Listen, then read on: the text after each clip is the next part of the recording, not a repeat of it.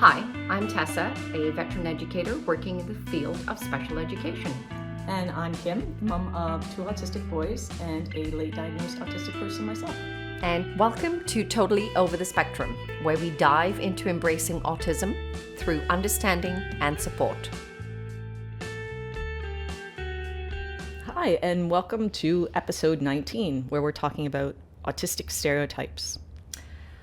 Before we jump into this, please don't forget that if you've got any comments or you'd like to share, please do so. And we'd love to hear from you and kind of answer any questions that you have. And it really helps us out. Yes, it does. So we really appreciate it. Okay, part of what we wanted to do when we created this podcast was to help change the negative narratives surrounding autism. Yes, we did. So media tends to really focus on autistic characters, like the high supports of those autistic characters. And in doing that, it sort of leads to the general public to believe that there's no diversity of autistic traits. It's sort of like if you Google pictures of Canada, you're going to come up with Banff and the Toronto skyline. And you'd think that all of Canada looks like the Rocky Mountains, Lake Louise, and the CN Tower. And if someone showed you Saskatchewan or the coast of Newfoundland, you'd be reluctant to believe that that's Canada, because that's not the idea that you already have. And it's so different from Banff and the Toronto skyline. And when people believe that they know a certain thing, they'll mostly stick to that idea, even if you give them proof contradicting what they think that they know. And there's scientific evidence to back that up. So once people have an idea, it's really hard to change that idea. I agree with you. And I come across this pretty much on a regular basis, working in the field of education. And when we're out in the community, when people see us coming, it's like, it feels like I'm Moses and, I'm parting the Red Sea. People just clear the path for us. And it's a sense of, you can see nervousness, you can see a sense of fear.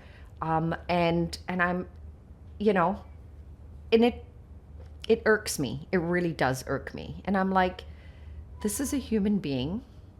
This is a person. They have unusual vocal traits or, behaviors, but they're not dangerous. They're not psychopathic killers, right? So, so I would really like that narrative to change. Hello, kitten. I don't know if you heard the cat in the background. He's howling. Yeah, I know exactly what you're saying. And people are afraid of what they don't understand. And they're worried because they can't predict what that person's behavior is going to be. Mm-hmm. Yep.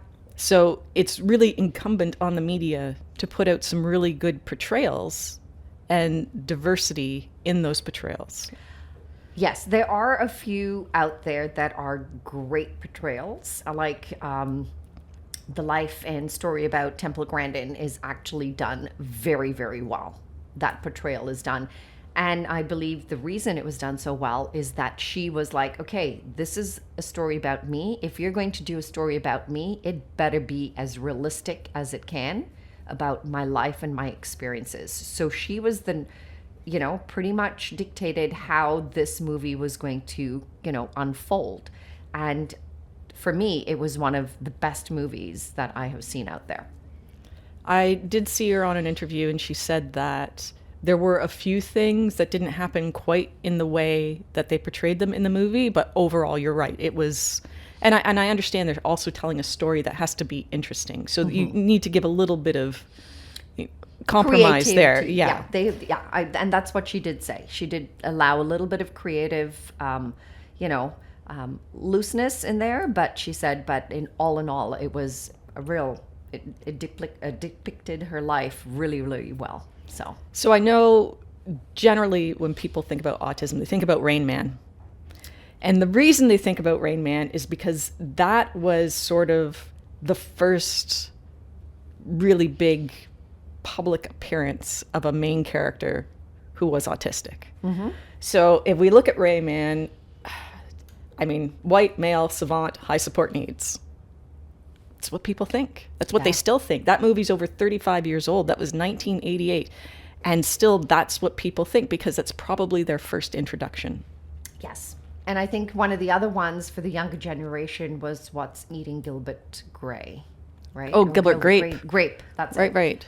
So that was another one that really kind of was out there, and it kind of gave people, you know, an image of what autism is about. And, you know, Was that explicit in that movie that Leonardo DiCaprio's character was autistic? that's what I took it to be. Okay. That's my interpretation of it. Okay, I didn't know if they explicitly said that in that movie. I barely remember it. Yeah. But yeah. Again, white male. Anyway, so I'm not bothered by the movie Rain Man. To me, that was one part of an equation that really helped snowball the interest and some of the research that went into autism. Right? It was like this little perfect storm at that time, and Rayman was one piece of that storm that created room for people to start exploring and understanding autism more. Yeah, So it in that opened the way, door, I'm yeah. thankful that it existed. I get that people aren't happy about it being narrow. Okay. What the one thing that really comes up with Rain Man is the idea that all autistic people are savants. So both of my kids are autistic. I'm autistic. None of us are savants. And I'm going to give you the definition. Okay, yeah, I know. Okay, so I'm gonna start. There's two definitions for savant. So I'm going to start with the first one. Okay. And then you can tell me why I'm wrong.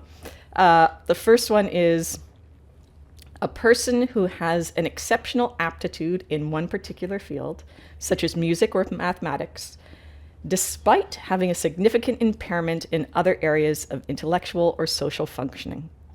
Go ahead. Okay, I'm going to wait for the second one just to see what they're offering. Well, by this definition, I don't think anyone in my family is a savant, by this definition.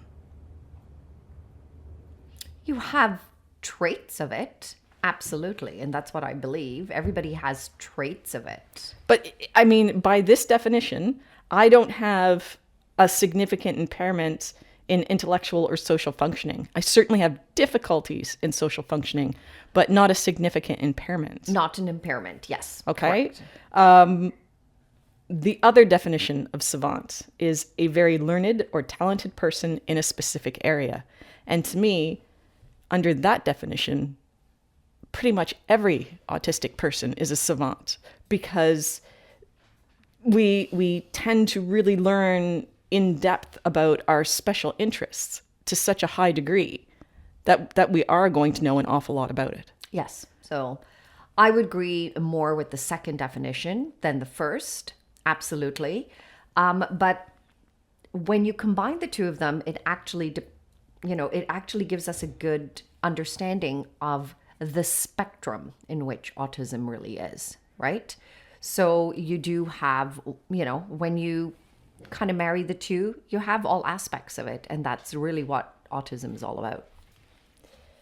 All right, let's get into the top 5 prevailing stereotypes in media. Okay. I thought these were interesting. The first one is the hero.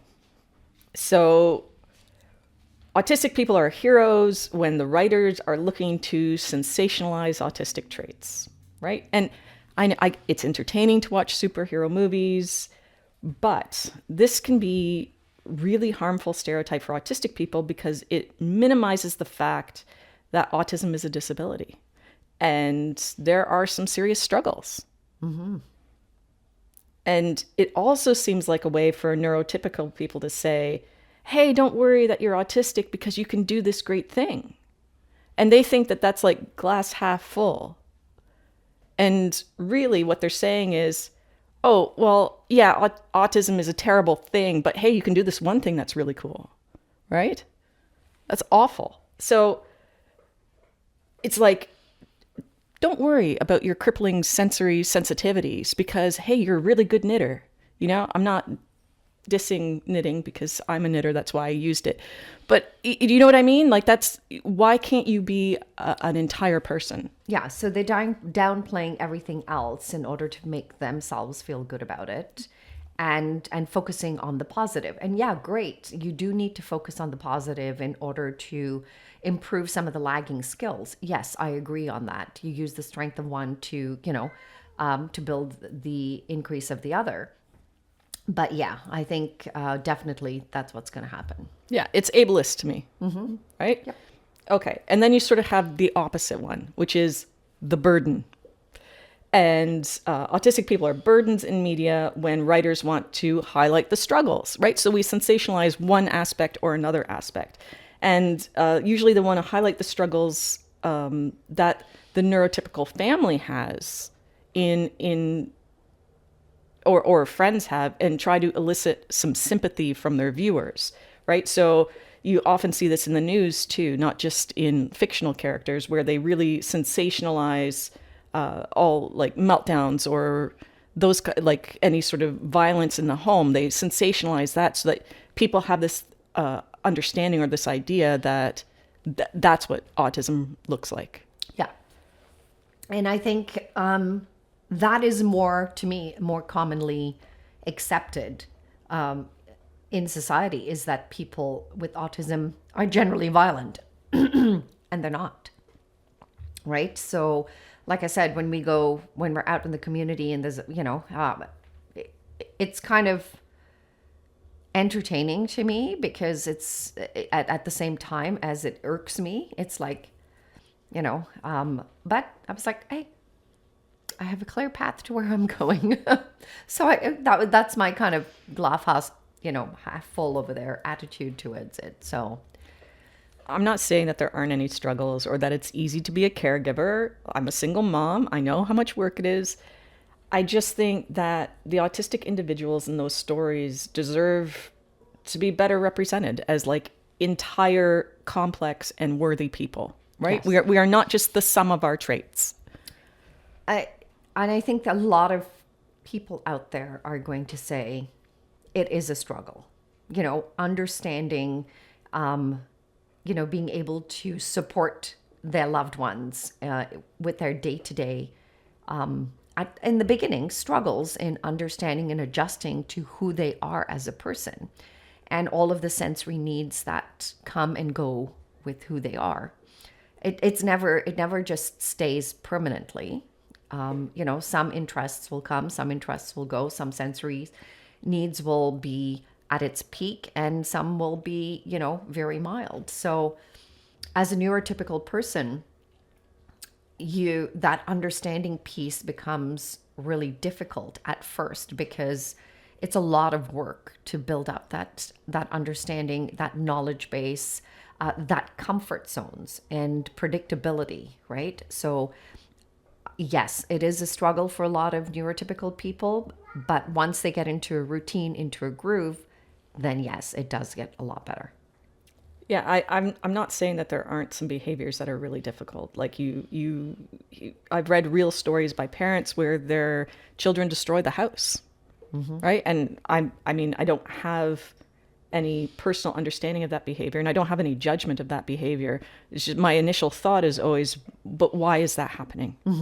Right? Because I always believe that there is a reason for every behavior. There is. And I think, science has come so far in understanding autism. It's still got a long way to go. But, this is when, seeking outside professional help is really going to provide families with that, that respite and that support that they so desperately need to start getting things into a routine. Yeah, and I'm not minimizing that happens for people. I'm saying that that's not every autistic person goes through that. Yeah. Like I would say that even when I was younger, I was the exact opposite of that, where I became distressed when things got broken. And I still become distressed when things get broken. In general, I agree with you. There's a lot of, majority of the students that I work with, or, respite provide care with them, and they're generally happy, easygoing, very content, right? So yeah, I have to agree with you on that. The next stereotype I have is the robot. So this is the stereotype that autistic people have no affect, like that they have no display of emotion, purely factual, no interest in relationships, and completely socially dysfunctional. This is so one-dimensional, and it can actually have a serious impact on inclusivity and interpersonal relationships. Because people think they're not, oh, you're autistic, and I think autistic means this, so, you know, I'm not going to even attempt to have a relationship with you because I know you're not capable. Yeah. And I agree with you. A lot of people like, well, do they feel? And I, often ask me like, they don't have any feelings, or, their feelings are very exaggerated. It's always, their emotions are always running on a 10, right? So, and often I go, yes, this is, a learning curve for people with autism to regulate that that EQ has to be learned very explicitly. It takes a lot longer for people with autism to learn the EQ aspect of, of life. But I believe the total opposite is that they are far more sensitive, right? And they're far more in tune with themselves, with their environment, with other people and how they feel than the person themselves. So I think where emotions are concerned, you guys are totally the opposite way. I mean, I understand where this is coming from. I was talking to my son Alex about this particular topic, and I've been binge watching The Good Doctor. I waited a long time to watch it, and sometimes it's hard for me to watch series or movies where there is an autistic person as the center. Sometimes that's a little difficult for me to watch. I don't know why. I think because sometimes I can relate to certain situations, and sometimes those are negative situations, and because you can relate to it, you get the feels from it. So Alex came and he said to me, he goes, do you feel like you have to watch this? Do you feel like you have to promote autistic people in media? Like, do you feel like, and he was a little bit crunchy about it. And I said, no, I wanted to watch it because I wanted to understand it. And I said, so I started to watch it, and then I found that I actually quite enjoy it. And I know there's people who don't like it, and I can see that, yes, it's not perfect, but how could it ever be perfect? I don't know how you could have a character in media representing all autistic people. You can't. No. Like that's one of the first sort of autistic cliches. When you've met one autistic person, you've met one autistic person. So this is one representation, and because you could have all of these combinations of traits, that's one. And I understand that there's some sensationalization of it for entertainment purposes. Yes. To draw people in, to keep their interest, Right. I get it. Yeah. And I get that. And he's a good one for the robot, right? It's like, you have cancer, no affect, no emotional, like, reciprocity going on. And part of me is like, hey, I would love a doctor to just come out and give me the facts, because when it's medical, that's all I want. I don't want how you feel about it. I just want the information so that I can process it and understand what the next step is. Mm-hmm. And I think the other one who a lot of times portrays that, they did a good job on that, is Big Bang Theory with Sheldon, right? So he's a wonderful character that, totally goes, well, I was honest, so why should you be offended by my honesty, right? So, yeah. So I get where this one comes from, and sometimes I don't have affect when I'm trying to understand a concept, and people are really quick to point it out, and then I have to, fix my face for people so that they don't feel uncomfortable. I know it seems like you shouldn't have to do that, but it's life, and you kind of do most of the time. All right. Next stereotype. Okay. The severely disabled. Yes, absolutely. This is your level 3, high support needs, non-speaking individual who also has an intellectual disability. And that describes my youngest son, Peter. Except that media almost always adds that extreme violent tendency to that stereotype. And Peter's not violent. No, he's not. And most kids aren't. Most people aren't. And, you know, your level 3 learners, a lot of people think that they have no understanding at all. Right? People think when you can't speak, you can't understand. Yeah. So the difference between, you know, expressive language and receptive language is lost in general, amongst the general population, right? So, So stop and just explain what receptive and expressive language is. Okay, an expressive language is our ability to vocalize and communicate, as we're doing right now. You and I are having a form of communication through speech, right? I am able to articulate what I'm saying to you. So that is an expressive way of communicating and a clear pathway of communication. Receptive language is the ability to understand what I am saying, but, you know, I can hear you, I can comprehend you, I can follow instructions. And so a lot of times people with autism, their receptive language is a lot higher than they are given credit for.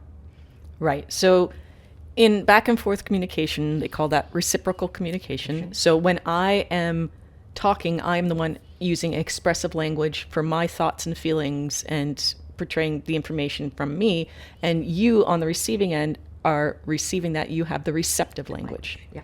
Right. So in regular conversation, there's a back and forth exchange of expressive and receptive. So when you are level 3, the receptive is there, but the expressive is not always there. So that's when we introduce other means of communication, whether it's the PEC system, which is the picture exchange communication system, or we could do, you know, a Pro Loco to Go. It's a device that, you know, is often used in order to type out or pick language is done through, you know, an assistive device. So that's when we do other forms of communication that come in. So it may not be as high as their receptive language when given a device, but certainly the receptive language is a lot higher. Right. So you're saying that there are tools that can be used to facilitate expressive language and to help with that, and it just might not be verbal. Yes. Yep. So it is kind of scary for me that the world isn't going to see Peter for that, you know, gentle, loving, silly person that he is, because he's big, like he's tall, he's going to be a big guy. And the idea that when he goes out in the world and he stims or he vocalizes and people are going to think he's going to hurt them, right? How is the world going to treat him? And Defensively, sadly. right. So they're going to avoid him, they're going to move away from him, and worst case, they call the police. And if the police don't have training, they're not going to understand what's going on. And what if they restrain him because he starts getting elevated because people are scary and yelling at him, or he doesn't understand what's going on, or his sensory overload is happening in that moment. This stereotype also leads itself to the infantilization of higher support needs individuals, thinking that, oh, you can't communicate verbally, so you don't understand, so I'm going to treat you like a child. Yes. And that is one of the other things that really irk me, right? It's like, don't baby talk to them. You know, give them the dignity and the respect that they deserve as a human being that's equal to you, right? That is where I really get my back up with people. I'm like, okay, I'm ready to attack over here. Like, do not be, you know, okay, ready, okay. That's me. Every autistic person is different. Some people have comorbidity of an intellectual disability, and maybe their functioning level is a 5-year-old. I don't know. Like, everyone is different. So you have to know your person, and if you don't know that person, don't just assume. Yeah. And have people actually sat down and had a conversation with a 5-year-old, a neurotypical 5-year-old? It's amazing. It's amazing that the conversations that you have, even with like your 4-year-olds and 3-year-olds, they are just so, they're sponges. They look at the world for what it is, and and they give you the truth, and that's where society needs to start really accepting, is that the reality of it is that they're giving it to you in the black and white and you don't like it. This stereotype also has certain groups of people believing that this is the true autism. This is what autism is. And it is not level 1 low support needs. That's not autism at all, right? And it minimizes the struggle of people with level 1. And they're like, no, you can function, so you're not autistic, right? Or you're romanticizing autism. And that is not what it looks like. This is what it looks like. My child or this person or whatever is level 3, and that is what autism is. None of the rest of it. You shouldn't be on the spectrum. That's not for you. And I think we need to articulate again and again, it's autism spectrum. It is a spectrum, right? So that's where people need to start shifting their mindset and focus on this, of one typical box, and just say, hey, no, it's multiple boxes over here. It's not a straight line. No. It's not high, low. That's gone. It is a collection of traits. Mm-hmm. But a collection of traits is not a human being, right? Where you're a whole person. This is part of who you are, not all of who you are. The next one that I have is not really a stereotype, but it is a flaw in media, which is lack of personal narrative. So personal narrative is when a story tells a character's experience from their own perspective or using their own voice. So when media portrays an autistic person through the eyes of a neurotypical person, they're doing autistic people a disservice. Yeah, I would agree with you on that. So there are some examples of personal narrative media now, but usually the main focus still remains on the individual's autistic traits and not on their viewpoint. So that needs to change. I think that's where social media needs to go out and start going to the source, right? Instead of, coming up with their own theory of what that source is all about. Alex and I had a discussion about this, and I said, I know a lot of people get upset that you should have autistic actors portraying autistic people. And I don't know that I agree or understand with that completely, because I think actors, if they're good, are professional liars. They're always portraying someone they're not. And I don't know why portraying an autistic person would be any different. The important part of the equation to me would be having autistic people write autistic characters. The writing should be from the source. Mm-hmm. And if it is written well and articulated well to the actor, and the actor is good, I don't know why it would matter that the actor be autistic as well. Their job is to portray this person as it is written, and really beyond that, embracing the person they're trying to portray. Yeah. Right? So I don't know. I don't quite understand. I don't think you need that to be authentic. I think you need a good actor, but mostly you need good writing.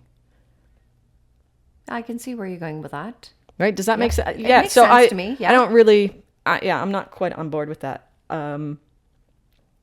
Not having a viewpoint, though, that promotes stigmatization and discrimination, because you don't think that the autistic characters have a viewpoint. You can only see it from the outside looking in. Mm-hmm. So, wrapping it up. Okay. Because every autistic person is different, you are never going to have a single fictional character that represents the autistic community. Yeah. And I think that goes for just people in general. People are dynamic, right? Everybody's dynamic.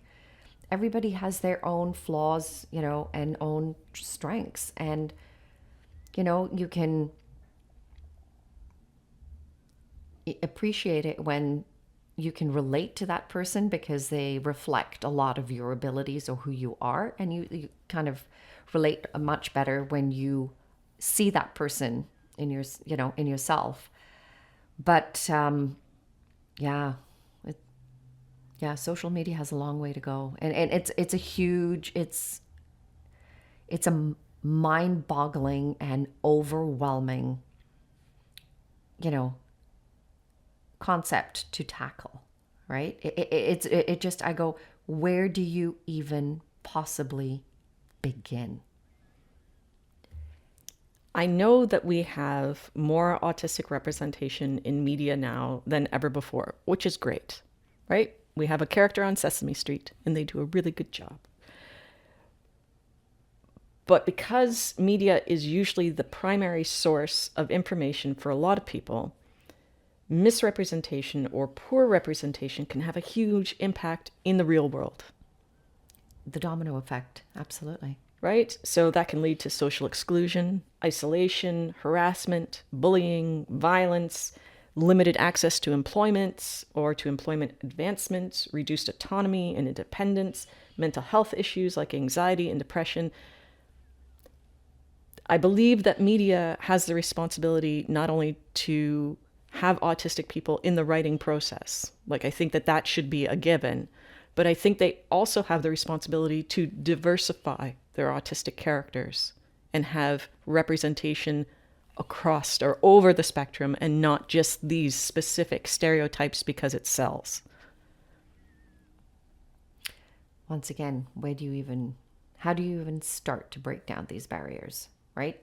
One way is right here, us having, a conversation. So, and just getting people to think, getting that mindset to change and to think about how you can possibly make a change, right? And I'm not going to ask you to go out there and just go knock on doors and, get somebody else to change, but sit down and just allow your mind to freely navigate this podcast that we're doing and just go, if I can change my mindset, that's just me doing my part for it. The reason we started this podcast was to hopefully change some negative narratives and maybe change people's perspectives, right? And also to give information for people who are looking for it. Yeah, absolutely. And this has been, this is why we want you to be a participant in this podcast, is to reach out to us and provide us your thoughts and comments and give us an opportunity to address subjects that you would really like to see addressed out, in the medias. And that brings us to the topic of our next episode. Go for it, Kim. Which is selective eaters. That is one of the other stereotypes, is that people with autism just don't eat, right? Or they're very picky of everything. And stereotypes, like all things, have an element of truth to them. Yes, they do have an element of truth, but they don't have to be exaggerated. I think that's the key point to everything that we've discussed over here, is an exaggeration. So our next episode, I know, is something that a lot of parents struggle with. And so we're going to dive into that. And I know you're not one of those people who struggles with food. You love food. And me, I'm a total foodie. So hey, I was a very picky eater when I was younger. You were? Yeah. Oh yeah. Very, very picky. Okay. Extremely picky. But in the next episode, we'll talk about how I broadened my palate. And all of the strategies that you can use in order to help your loved one broaden that palate too. Until the next time. We'll see you then.